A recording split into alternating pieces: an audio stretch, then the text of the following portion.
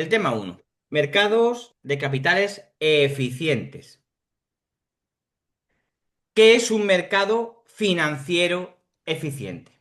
Quiero que penséis, a la hora de hablar de mercados de capitales,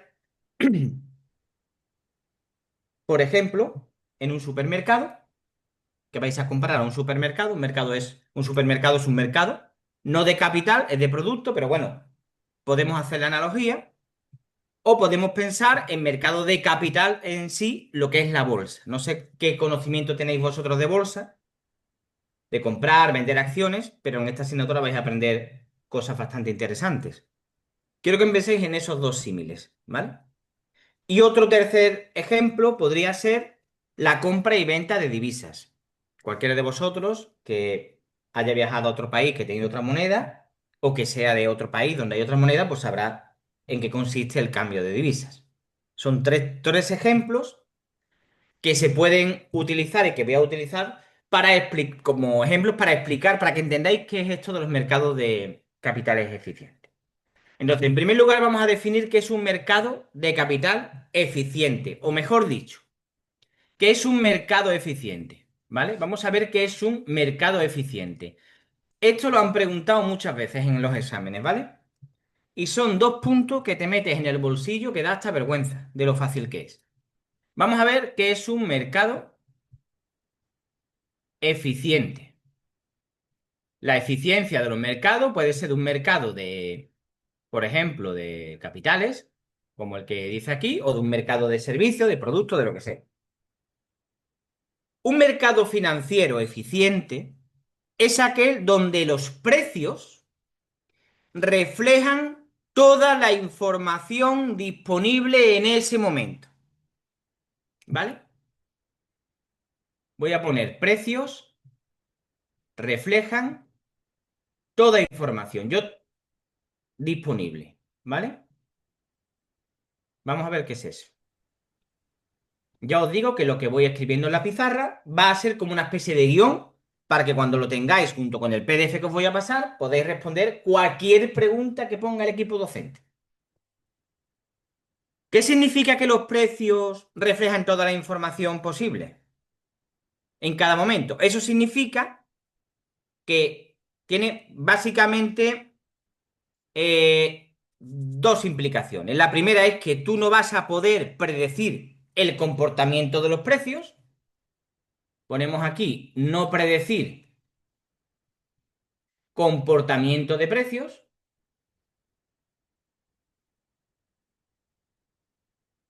¿vale? Y una segunda y un segundo significado es que no vas a poder tener un rendimiento superior al del propio mercado sin asumir más riesgo, ¿vale? Sin asumir más riesgo. Sin asumir más riesgo. Vamos a ver eso. ¿Qué es lo que significa? Vamos a ver eso, qué es lo que significa, ¿vale? Porque esto es, además, ya os digo que es una mm, cosa que suele caer bastante en los exámenes. Vamos a llamar aquí no rendimiento superior a mercado. No rendimiento superior a mercado. Voy a poner un ejemplo para que se entienda bien. Voy a poner un ejemplo de las acciones, compra y venta de acciones. Bueno, todo esto de la teoría de los mercados eficientes fue elaborada por un economista que se llamaba Eugene Fama en el año 1970. Si os ponen esto en el examen, tú le pones que la eficiencia de los mercados es un concepto que creó este señor y ya el equipo docente dice, hostias, pues este alumno la verdad que está puesto en el tema. Este Eugene Fama habla de tres tipos de eficiencia que vamos a ver ahora, o tres niveles de eficiencia, ¿vale? Vamos a tener tres niveles de eficiencia. Tres niveles de eficiencia. Vamos a poner un ejemplo de un mercado eficiente. Las acciones, ¿vale? Las acciones, ya sabéis cómo va. Según la ley de oferta-demanda, La gente va vendiendo, va comprando y el precio va fluctuando. Imagínate, pues, las acciones del Banco Santander, ¿vale? Las acciones del Banco de Santander. Creo que están en torno a 8,50 € aproximadamente la acción. Sería interesante predecir el precio. Sería muy interesante. Porque si tú, por ejemplo, haces un estudio, estudias el comportamiento de esta acción y llegas a la conclusión que dentro de 3 meses la acción va a valer 11 euros,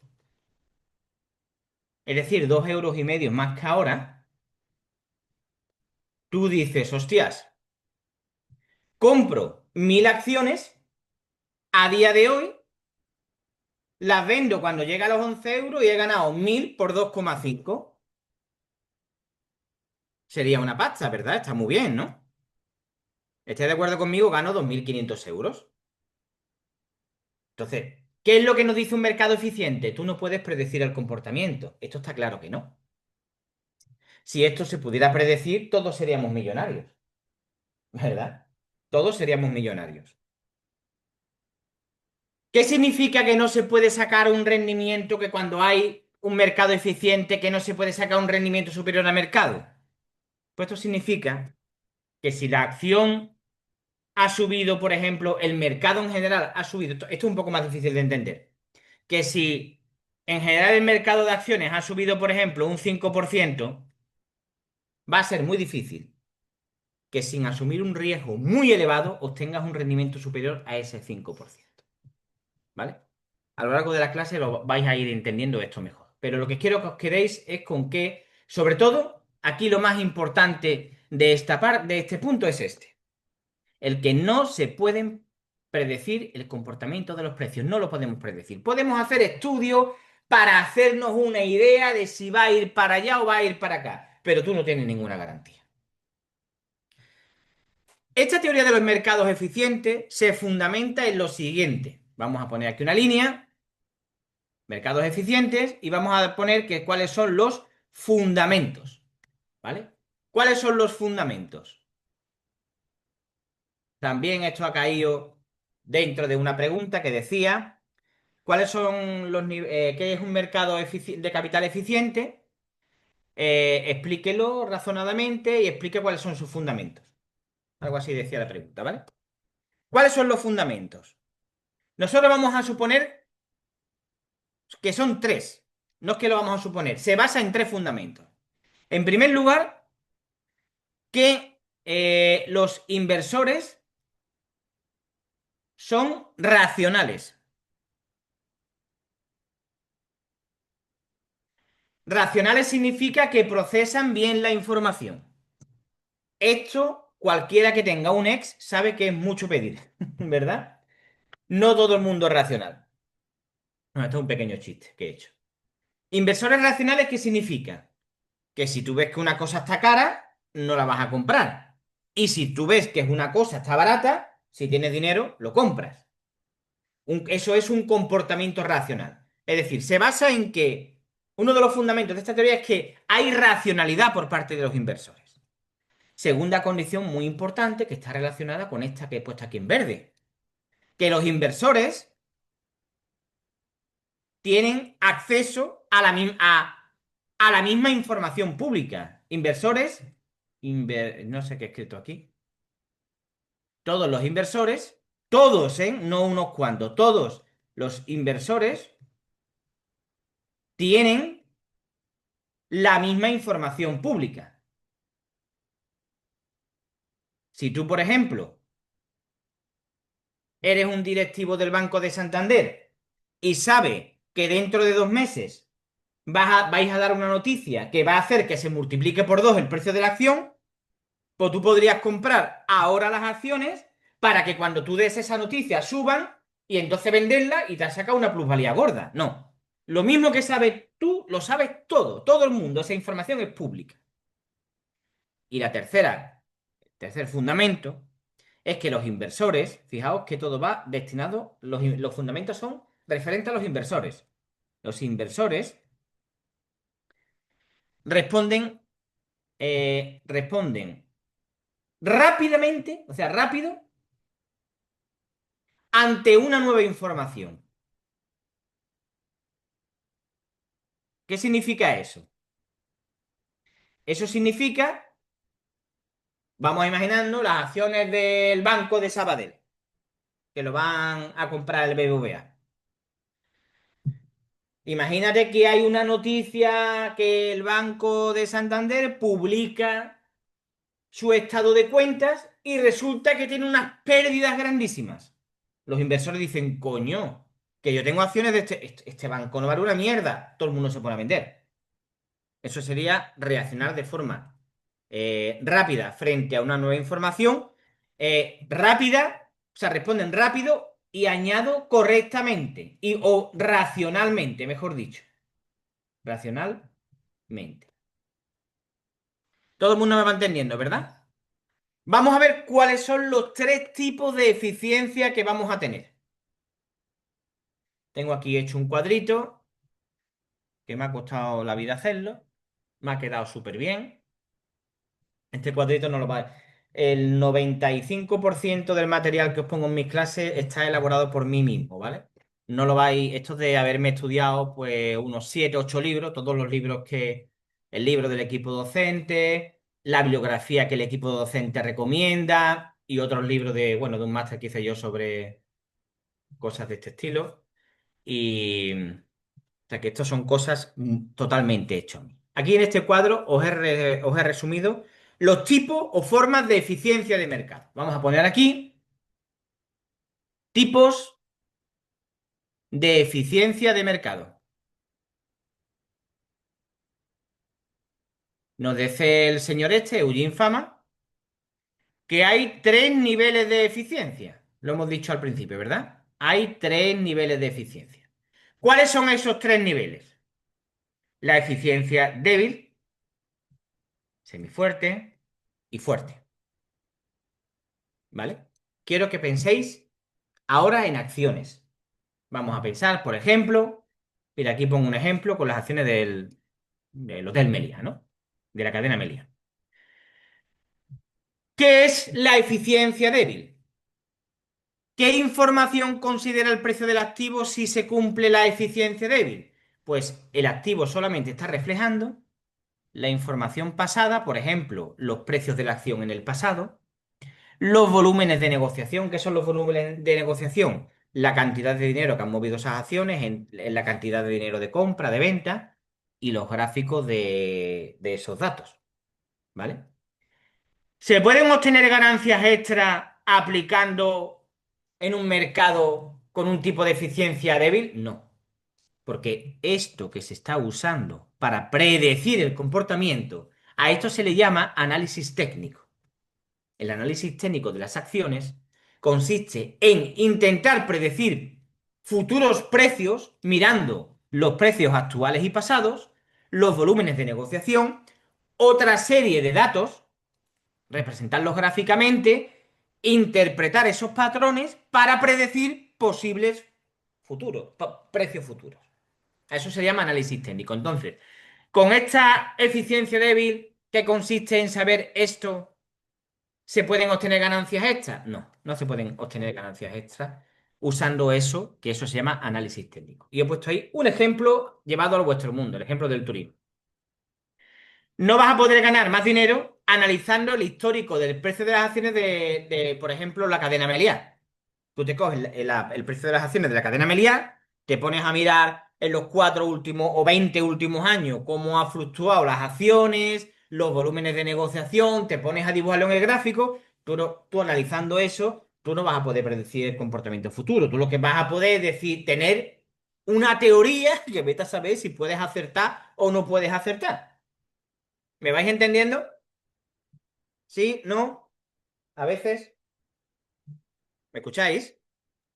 Sí, Vale, sí, sí. vale. Tipo de eficiencia semifuerte. ¿Qué significa la eficiencia semifuerte? Significa, cada tipo de eficiencia considera que tienes lo anterior. ¿De acuerdo? Pues el tipo de eficiencia semifuerte considera que a esto que tenemos aquí le añadimos toda la información pública. las noticias, los balances, los informes. Es decir, tenemos un tipo de eficiencia semifuerte cuando sabemos los precios pasados, los volúmenes de negociación. Es decir, tenemos el análisis técnico. Pues ahora añadimos, por ejemplo, las noticias, las empresas que cotizan en bolsa están obligadas a todas las noticias o hechos relevantes relacionadas con esa empresa, transmitírselas a un organismo que se llama la CNMV, la Comisión Nacional del Mercado de Valores. Y esta empresa lo comunica a través de un canal de difusión para que los inversores, la gente que compra acciones, vosotros mismos, podáis tener toda la información para decidir si queréis comprar acciones de esa entidad o no. Al estudio, bueno, también todas las empresas que cotizan en bolsa están obligadas trimestralmente a presentar las cuentas de la empresa. ¿Para qué? Para que los inversores tengan la información de las cuentas de las empresas son públicas. ¿Para qué? Para que tú veas si te interesa invertir en esa empresa, ¿no? Que tú sepas los números. Y están obligadas. Entonces, a eso de estudiar de intentar predecir el precio, mirando los balances de cuentas de la empresa, informes financieros, a eso se le llama análisis fundamental. El técnico es mirando precios y volúmenes, el fundamental los balances de cuenta, informes de, por ejemplo, una empresa constructora, pues un informe de los pedidos que les han hecho nuevo, de los contratos que han ganado, exactamente, ¿no? Exactamente eso. Entonces, si tenemos la eficiencia semifuerte y aplicamos un análisis fundamental, no vamos a poder tampoco obtener ganancias extras. Ejemplo, si lees una noticia sobre los buenos resultados del Hotel Meliá, eso ya estará reflejado en el precio. Es decir, tú lees la noticia y dices, hostia, voy a comprar acciones de este banco porque en cuanto la gente se entere, las acciones van a subir. Cuando tú lo hagas, ya la gente se ha enterado. Es decir, todo el mundo habrá pensado lo mismo y el precio, como toda esa información es pública y todos los inversores lo tienen y se comportan de forma racional, todo el mundo actúa de la misma manera y entonces el precio ya está reflejando esa buena noticia. ¿De acuerdo? Y por último tenemos la fuerte, la eficiencia fuerte. Es todo esto, es decir, análisis técnico fundamental y la fuerte añade la información privilegiada. Es decir, toda la información pública, ¿qué es esto? Lo de los precios y también información privada o confidencial. Y aquí tenéis un ejemplo. Aunque un directivo sepa que va a haber una fusión, el precio supuestamente ya lo incluiría. ¿Por qué? Porque aunque lo sepa, se habrá ido de la lengua, pasa de uno a otro, de uno a otro, de uno a otro, se entera un periodista, lo publica, hay rumores de que va a haber una fusión, la gente se mueve según esa fusión y el precio termina reflejando ese evento que va a ocurrir. Y tengo puesto aquí en teoría, porque habrá casos donde eso no. ¿Todo el mundo entiende qué es esto? ¿Lo entendéis bien? Decidme sí o no. ¿Me Más o estáis? menos sí. Por ahora sí, ¿no? Sí, sí. Bueno, ¿qué es lo que ocurre con esto? Mm, que lógicamente todas las cosas que yo voy diciendo aquí, lo que nos dice este tipo de eficiencia es que el precio refleja todas estas cosas. No vas a poder encontrar, no vas a encontrar un unicornio. No vas a encontrar un unicornio. El precio de la acción ya refleja lo que tú crees que no refleja. Y no vas a poder sacar ahí un rendimiento muy grande, no. No te creas que estás descubriendo algo que no ha descubierto nadie. Salvo que tengas una información privada o confidencial que cuando se haga pública vaya a modificar el precio y tú tomes acciones antes de que ocurra eso. Esto ha ocurrido muchas veces en la historia. Empresas que están al borde de la quiebra pero que no se sabe y los directivos sabiendo que la empresa va a quebrar empiezan a vender sus acciones. ¿Para qué? Para que cuando quiebre y las acciones se vayan a la mierda y no valgan nada, ellos han vendido sus acciones a precio de oro y se quedan con su dinero. Y el tonto que compró sus acciones, o la tonta, se queda con unas acciones que no venden nada. Eso está prohibido y es ilegal. Eso es el uso de información privilegiada. Hay una película muy buena que se llama Wall Street que va sobre eso, ¿vale? Que es de Michael Douglas. Bueno, aquí. hay diferentes críticas que se hacen a la teoría de los mercados eficientes, ¿no? ¿Por qué? Porque la hipótesis de los mercados eficientes sostiene que los precios de los activos financieros reflejan en todo momento toda la información disponible que hay, ¿no? Pública, incluso fuerte en su forma más privada. Entonces, esto significa, esto es lo que dice, ¿no? La teoría, ¿no? Que no va a ser posible obtener unos beneficios extraordinarios sin asumir un riesgo muy grande y que solo se va a poder obtener un beneficio o unas ganancias superiores a la media, pues si se tiene acceso a una información, como ya os he dicho, antes de que el mercado la incorpore al precio. En ese caso, sí. ¿De acuerdo? ¿Cuáles son los principales fallos o críticas de esta teoría? Y esto también es pregunta de examen. Voy a poner aquí fallos de la teoría, ¿vale? Voy a poner de la teoría de mercados eficientes. Lo voy a escribir así, ¿de acuerdo? Para que me quepa. ¿Cuáles son los principales fallos? Vale. El primer fallo es el comportamiento irracional de los inversores. Comportamiento irracional de los inversores. Alguien puede decir, a ver, Fran, tú me has dicho hace un momentito aquí arriba que los inversores son racionales, que se fundamenta en eso. Sí, una cosa es la teoría y otra es la práctica.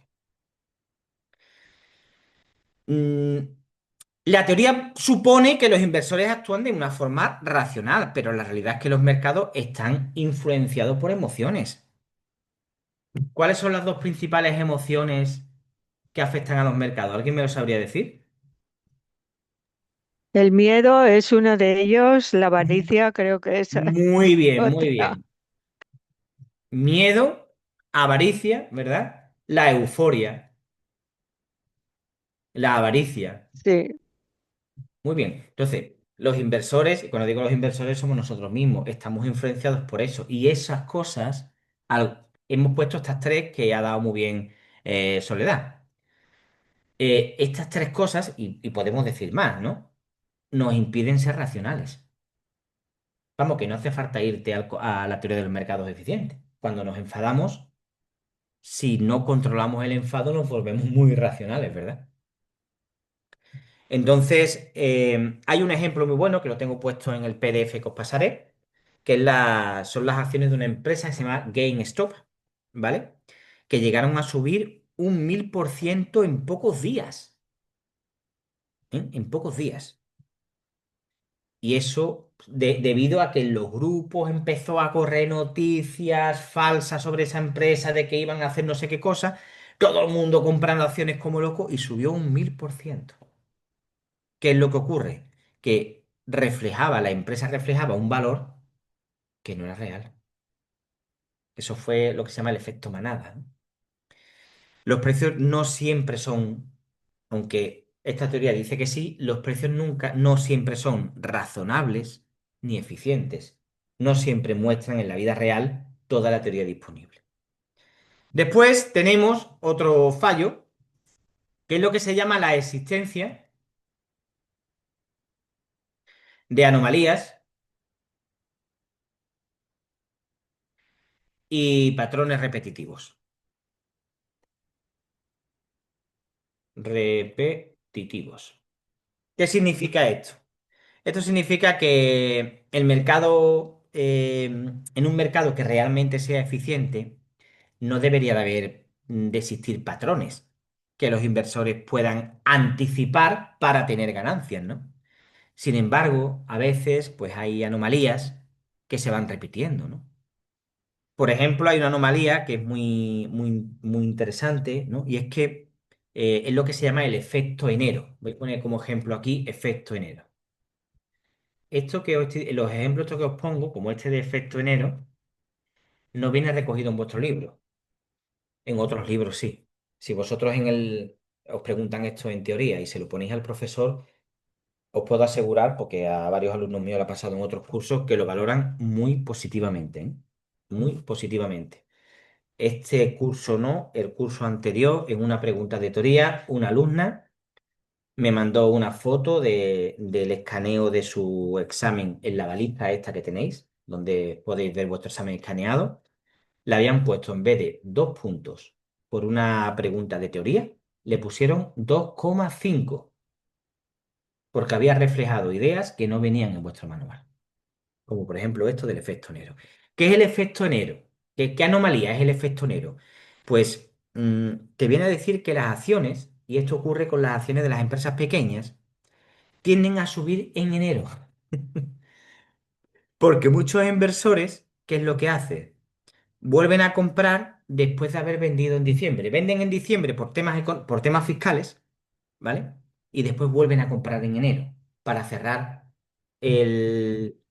Si esa empresa, por ejemplo, ha estado bajando, venden en enero, venden en diciembre para que les cuente un saldo negativo y a lo mejor si confían si siguen confiando en esa empresa, vuelven a comprar en enero porque, y tú dices, ¿para qué vendes si vas a comprar en enero? Porque al haber vendido en diciembre en pérdidas, fiscalmente te lo deduces para el año siguiente. Entonces, ¿qué quería decir? Simplemente tenéis que saber qué es el efecto enero y es que las empresas, especialmente pequeñas, las acciones, tienden a subir en enero porque muchos accionistas vuelven a comprar en enero después de haber vendido en diciembre, ¿no?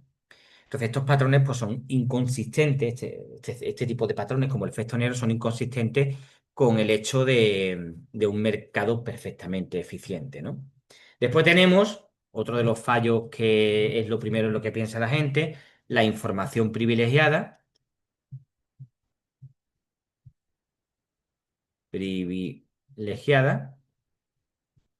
y lo que se llama la asimetría, ¿no? ¿Qué significa esto de la información privilegiada? Pues que la teoría, en su forma fuerte, que tengo puesto ahí, nosotros damos por hecho que toda esa información privada y confidencial está disponible para todo el mundo. Y al estar disponible para todo el mundo, la gente actúa según esa información y entonces el precio termina reflejando esa información. Pero en la práctica hay personas que tienen acceso a información que es muy relevante antes que el resto del mercado. Y eso hace que puedan sacar un beneficio muy grande, muy grande, muy grande. Ya os lo he comentado anteriormente, ¿no? Después hay otra información, otro que es lo que se llama los costes de transacción. Los costes de transacción y restricciones del arbitraje. Ahora después voy a explicar qué es el arbitraje, que es lo último que nos queda. Y restricciones del arbitraje. ¿Vale? ¿Qué son los costes de transacción? Bueno, la teoría supone que los inversores pueden actuar de forma inmediata para corregir pues, cualquier ineficiencia del mercado. Por ejemplo, si hay una acción que está muy barata y que realmente vale más dinero, la gente en cuanto tiene esa información compraría las acciones de esa empresa, ¿no? Y entonces esa acción, al recibir tantas compras, al haber más demanda que oferta, subirían los precios y reflejaría el precio real, ¿vale? ¿Qué es lo que ocurre? Que a veces existen costes, comisiones, impuestos que impiden, por ejemplo, que eso pueda ocurrir. Os voy a poner un ejemplo. Imaginaos que hay un terreno en vuestra ciudad que está en muy buena zona y el terreno está muy barato. Entonces tú dirías, hostia, ¿y si me compro ese terrenito y me hago ahí una casita? Es que está súper, súper barato. Es que vale un 30% menos que cualquier terreno que está a lo mejor al lado. Equivalente, ¿no? Ahí hay una anomalía. Entonces, todo el mundo lo sabría y todo el mundo iría a comprar ese terreno, ¿no? Al menos como una inversión. Si vale un 30% más barato, lo compro y al día siguiente de comprarlo lo pongo a la venta al mismo precio que están los equivalentes y me gano ese 30%.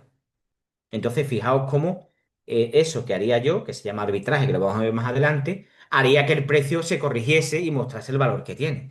Sin embargo, a lo mejor puede haber alguna ley municipal que te diga, oye, todo lo que compre un terreno de más de tantos metros va a tener que pagar un impuesto. Y ya, al meterte ese impuesto o esa comisión, ya no, ya no te resulta tan rentable, porque si voy a ganar un 30% y el impuesto es del 29%, yo por un 1% no me muevo. Entonces, este tipo de costes de transacción pueden evitar que los inversores reaccionen rápidamente y corrijan el precio. Corregir el precio significa que empiezan a demandar más ese producto, ese activo, y entonces al tener más demanda, el precio sube. ¿Vale? Y bueno, por último, las burbujas. Crisis y burbujas, ¿vale? Burbujas. Burbujas especulativas, ¿vale? Todos tenemos ya la idea de lo que es una burbuja, más o menos, ¿no? ¿Qué es lo que ocurre? Que en ocasiones los precios se alejan mucho de su valor objetivo, generando lo que se llaman las burbujas, ¿no? Esto ocurrió, por ejemplo, con la vivienda aquí en España hace unos años, que fue lo tengo puesto en el PDF que os voy a pasar, durante la burbuja inmobiliaria del año 2007, los precios de las viviendas y mostraban bueno, la vivienda tenía un precio que no se correspondía con el valor real. Entonces, ¿qué es lo que ocurre? Que cuando la burbuja explota, los precios caen, pero drásticamente, ¿no? Si los mercados fuesen eficientes, realmente eficientes, como viene explicando todo esto aquí, nunca habría burbujas. Y sin embargo, las hay. Esto es para que distingáis lo que es la teoría de lo que es la idea principal, ¿no? Entonces, a modo de, como yo tengo puesto en el PDF, de idea de resumen, ¿no? Pues lo que tenemos que saber es que las hipótesis de los mercados eficientes es un marco teórico útil para comprender cómo se mueven los precios, pero que en la práctica, en la vida real, tienen limitaciones, y hay comportamiento irracional de los inversores, información privilegiada y todas estas cosas que hemos visto que suelen hacer pues que estas cosas, esta teoría de los mercados eficientes no sea realmente tan eficiente, ¿vale? Ahora ya casi para terminar, vamos a ver qué es el arbitraje y qué relación tiene con la eficiencia en los mercados, ¿vale? ¿Os estoy aburriendo mucho? ¿Me escucháis? No, No, creo no. que estamos bien. ¿Nadie se ha quedado dormido? No, Fran, una pregunta. No. Entonces, en los Dime. fallos de teoría de mercado eficiente está el comportamiento irracional, la existencia de anomalías, la información privilegiada, costes de transacción y restricción y las crisis burbuja. Exactamente. Vale, es que no sabía si algún punto era otro Depende punto. del libro que te coja, te puede meter incluso más. Vale, vale, pero Pero bueno, eso es lo principal. En vuestro libro de texto base que coge el equipo docente, te pone básicamente esta. Te pone esta, te pone esta y te pone esta. Porque estas, por ejemplo, más o menos se pueden deducir de las anteriores. Son casi como una consecuencia. Yo prefiero ponerlo así porque se entiende muchísimo mejor. ¿Vale? Os insisto en que este PDF es un resumen del PDF que os voy a mandar después, que os voy a tener que estudiar bien fuerte, ¿vale? Venga, ¿qué es el arbitraje? El arbitraje consiste, esto uno se imagina, por ejemplo, en un árbitro de un deporte. El arbitraje a nivel económico no tiene nada que ver con eso, ni nada parecido, ¿vale? El arbitraje, ¿qué es? El arbitraje consiste en aprovechar la diferencia de precios que tiene algún activo en dos momentos diferentes o en dos mercados diferentes para obtener un riesgo, para, mejor dicho, para obtener un beneficio sin tener riesgo, incluso sin necesidad de hacer una inversión inicial. Es decir, el arbitraje es cuando en una operación un inversor compra un activo en el mercado donde es más barato y de forma simultánea lo vende en otro donde el mercado es en otro mercado donde es más caro, obteniendo así una ganancia segura, ¿vale? Una ganancia segura. Os voy a poner el ejemplo que tengo yo puesto en el PDF que os voy a pasar. Imagínate que tenemos la acción de una cadena hotelera, ¿vale? Que vamos a llamar, yo qué sé, Vaca Hotel, ¿vale? Tenemos las acciones de una cadena hotelera que se llama Vaca Hotel. Un nombre poco comercial, pero bueno, se me ha ocurrido ese, ¿no? Vamos a suponer que estas acciones cotizan en la Bolsa de Madrid y en la Bolsa de París. Como son las mismas acciones, el precio en la Bolsa de Madrid y en la Bolsa de París, o sea, tienen que ser prácticamente el mismo. Diferenciarse en céntimos. El precio lo establece la diferencia entre la demanda y la oferta de las acciones. Imagínate que a las 11:58 en la Bolsa de Madrid, el precio de estas acciones marca 50 euros. Y que en ese momento en la Bolsa de París marca 50,20. Tú podrías coger a las 11:58 que ocurre eso, compras, por ejemplo, 1 millón de acciones, bueno, 1 millón sería mucho, compras 100.000 euros de acciones a 50 euros en la Bolsa de Madrid y los vendes 10 segundos más tarde a 50,20 en la Bolsa de París. Y tendrías ahí una ganancia. ¿Entendéis lo que es el arbitraje? Eso es el arbitraje. ¿Queda claro? ¿Sí o no? ¿Pilláis la idea? Decidme que sí, porfa. Sí, sí, sí. Esto es el arbitraje. ¿Y qué es lo que hace el arbitraje? ¿Qué es lo que hace el arbitraje? Pues realmente, cuando esto lo hagas tú y empieza a hacerlo la gente va a demandar más acciones de la empresa Vaca Hotel en la Bolsa de Madrid, va a empezar más gente a intentar hacer esta operación, va a haber más demanda de esta acción, al haber más demanda el precio va a subir. Simultáneamente están vendiendo en la Bolsa de París un montón de acciones de gente que la ha comprado a este precio, por lo tanto va a haber más oferta que demanda y aquí el precio va a bajar. Entonces, este terminará subiendo y este bajando, ¿y qué le pasará a los precios? Se igualarán. ¿Lo pilláis o no? Sí, sí. ¿Lo entendéis? Vamos a poner otro ejemplo. Imagina, ahora voy a poner uno muy fácil de entender, ¿no? Imagínate que tienes un negocio A donde hay un producto que te vale 1 euro, ¿vale? Y a la vez, 2 o 3 calles más para arriba, ese mismo producto vale 1,50. Entonces podría haber mucha gente que diga, hostias, voy a comprar este producto en la tienda A y me voy a poner al lado de la tienda B a venderlo a 1,50 y le gano un 50 céntimos por cada producto que vendo. Aprovecho que el mismo activo en dos mercados diferentes, en el mismo momento tienen precios diferentes, lo compro en el más barato y lo vendo en el más caro. ¿Qué voy a conseguir? Que al ir más gente a comprar esto, dice el negocio A, coño, pues voy a subir los precios, que esto se vende muy bien. Este precio subiría.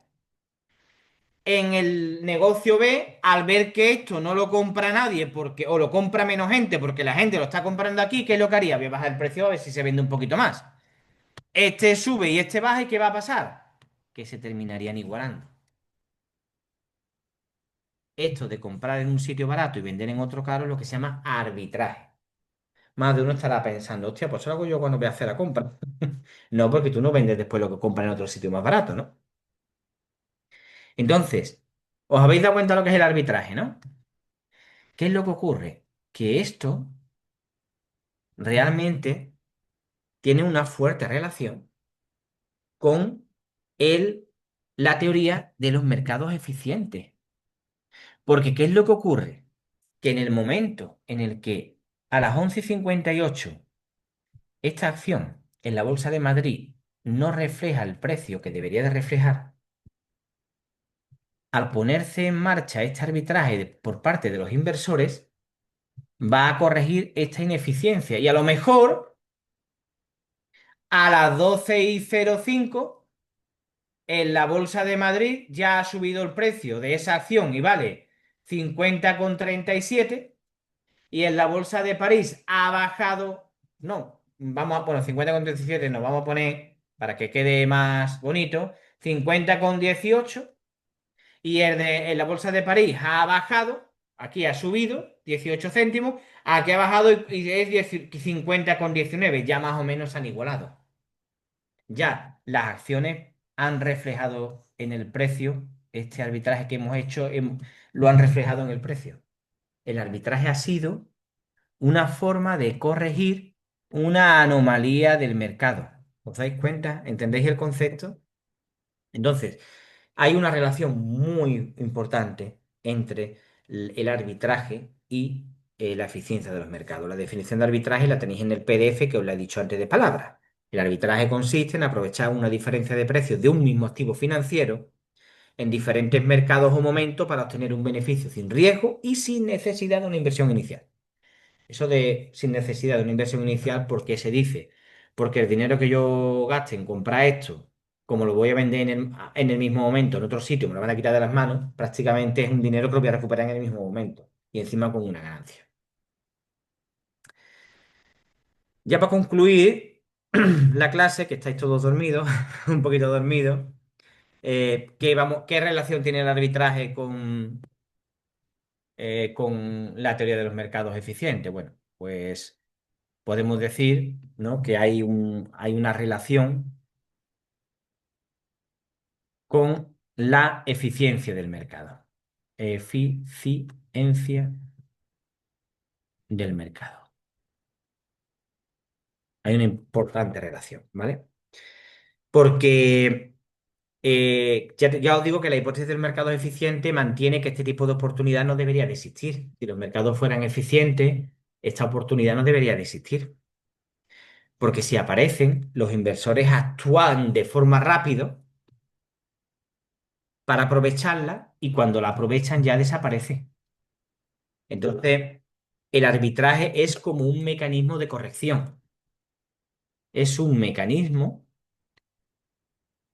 de corrección de las anomalías que pueda haber en el mercado. ¿Vale? En un mercado que sea perfectamente eficiente, no habría ni siquiera posibilidad de hacer arbitraje. El arbitraje tiene una serie de limitaciones, ¿vale? Tiene una serie de limitaciones, lo tenéis en el PDF que os pasaré. La primera limitación que tiene son los costes de transacción. Claro, si por comprar acciones me van a cobrar una comisión, que te la cobran, y por vender aquí me van a cobrar una comisión, que me la cobran, a lo mejor ya no te resulta tan rentable comprar a 50 y vender aquí, porque las comisiones que hay al comprar aquí y al vender aquí hacen que el beneficio se reduzca y a lo mejor ganas muy poquito, a lo mejor en vez de 20 céntimos por acción ganas, yo qué sé, 1,5 céntimos. Ya no es lo mismo, ¿no? Después puede haber restricciones regulatorias. Puede haber una normativa que te impida coger acciones compradas en Madrid y venderlas en otro país. Entonces no podrías hacer arbitraje ahí. Hay también lo que se llama el riesgo de ejecución, ¿vale? Tú imagínate que esto lo haces por internet y ahora se corta internet y te quedas con las acciones compradas aquí. Por ejemplo, yo qué sé, compras acciones y cuando las vas a vender, ya las acciones de esta y de esta no te da tiempo a comprarla porque se queda el ordenador pillado y te quedas ahí y en vez de comprarla a las 11:58 a este precio, las compras a las 12:05 a este precio y ya no tienes arbitraje posible, ya las has cagado. Por un riesgo, eso es un riesgo de ejecución, que se llama así. En fin, creo que se ha podido entender bien, ¿no? Entonces, existe una conexión con la eficiencia de los mercados. Dime, Fran, tengo dime. una pregunta sobre el arbitraje, porque ahora me estás abriendo los ojos a algo que, bueno, am, ¿ocurre muy frecuentemente? El ¿Es arbitraje algo normal, en la diario? economía ocurre continuamente. Lo que pasa es que suele durar muy poco, Ok. muy poco. Y si dura más, es que hay algo escondido. Os voy a poner un ejemplo, un consejo que me daba a mí mi abuelo paterno. Mi abuelo paterno me decía, Francisco, tú no eres ni el más tonto ni el más listo. Y yo le decía, hombre, abuelo, ya lo sé. Dice, ten en cuenta que cuando se te ocurra algo para ganar dinero, primero mira que sea legal. Y segundo, piensa que si es una idea muy buena, posiblemente no eres el primero al que se le ha ocurrido, ni tampoco serás el último.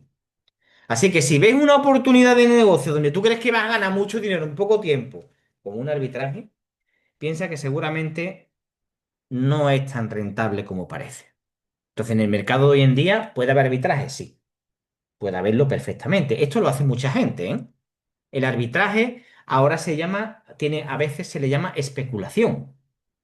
Tengo, por ejemplo, una vivienda, yo veo una vivienda que está muy bien de precio, digo, "Ostras, esta vivienda está muy barata, la voy a comprar, está, por ejemplo, un 30% más barata que lo que debería de valer. La voy a comprar, la arreglo un poquito y la vendo a precio de mercado el 30% más caro que está, ¿no? Un 30% más cara. Y me saco ese 30%. Pero claro, a lo mejor resulta que esa vivienda está un 30% más barata porque el edificio donde está esa vivienda tiene un defecto y hay que hacer una derrama grandísima.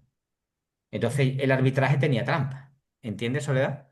Sí, sí, sí, Por sí. ejemplo, Es eso. que estaba pensando más en la palabra especulación porque yo no conozco este lenguaje, ¿no? Pero sí, ahora sí lo entiendo, gracias. Entonces, hay una conexión entre el arbitraje y la eficiencia de los mercados. En un mercado eficiente, esto es importantísimo, esto es pregunta de examen. El arbitraje es un mecanismo que ayuda a que los precios se ajusten rápidamente y reflejen toda la información disponible, es decir, es un mecanismo de corrección. En un mercado ineficiente, si hay barreras al arbitraje, las diferencias de precio pueden mantenerse durante más tiempo, permitiendo la existencia de oportunidades de beneficio, a lo mejor sin riesgo, a lo mejor. Pero no penséis que nadie da duros a 4 pesetas, ¿eh? La ausencia de oportunidad de arbitraje es una condición necesaria para que el mercado sea eficiente. Esto ha sido todo. ¿Qué os ha parecido la clase? Bien. Está todo el mundo aquí ya. Hostia, Eh, Fran, ¿qué voces pega? Me has despertado por lo menos 4 veces. Fran, una pregunta. En Dime. cuanto a la limitación, has dicho el coste de transacción, A ver, eso quería decir, ¿esto? ¿Estás viendo ahora? no, no, no, al final que has Ah, en dicho el que arbitraje, sí, sí, eso, dime. tenía unas limitaciones. El Hmm. coste de transacción, es verdad que nos van a cobrar unos costes por comprar y vender. El riesgo de ejecución, que era que si se nos iba... Sí, cualquier fallo que haga que no pueda realizar la operación o que se haga tarde, ¿no? Y el otro has dicho, como los gastos gubernamentales. No he entendido el otro, la otra A limitación. ver, déjame que vea mi guión. Pues dejo de ejecución, restricciones regulatorias, eso será, ¿no? Que a lo Sí, mejor hay una ley o una normativa que te impide hacer eso que tú quieres hacer. vale. Esto suele ser Pero esto es bastante... normalmente gubernamental, ¿no? Sí, Algo, yo lo llamo restricciones regulatorias. Por vale, ejemplo, hay una urbanización donde los terrenos valen muy caros y al lado hay un terreno que está tirado de precio. vale, Y tú dices, hostia, pues lo voy a comprar. Claro que es lo que pasa, a lo mejor está tirado de precio porque ese terreno no es urbanizable y ahí no vas a poder construir nunca nada. Entonces, no hay arbitraje posible porque ese terreno...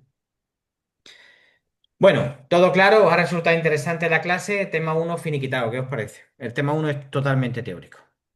Este fin de semana voy a intentar sacar un ratillo, os lo pasaré la semana que viene, ¿vale? El PDF este lo pasaré esta tarde-noche. Voy a intentar este fin de semana hacer un boletín con ejercicios de exámenes de esto que hemos explicado hoy y os lo voy a pasar para que lo respondáis.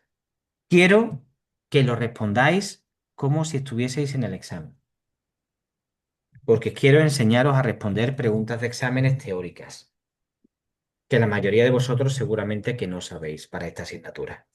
Hay gente que opone muy poco, opone mucho.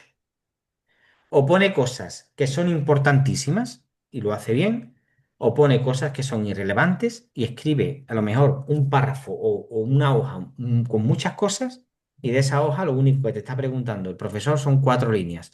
El resto de líneas te las tacha el profesor directamente. Dice, a mí esto que me cuentas, esto no es lo que yo te estoy preguntando. Pues venga, que pasáis un buen finde y estudiad, ¿vale? Esta tarde-noche tendréis la clase en la web y esta será la primera y única clase del tema 1, ¿de acuerdo? El PDF, bueno, os voy a cortar la clase aquí, voy a cortar la grabación y os voy a guardar el PDF ahora mismo en la carpeta compartida.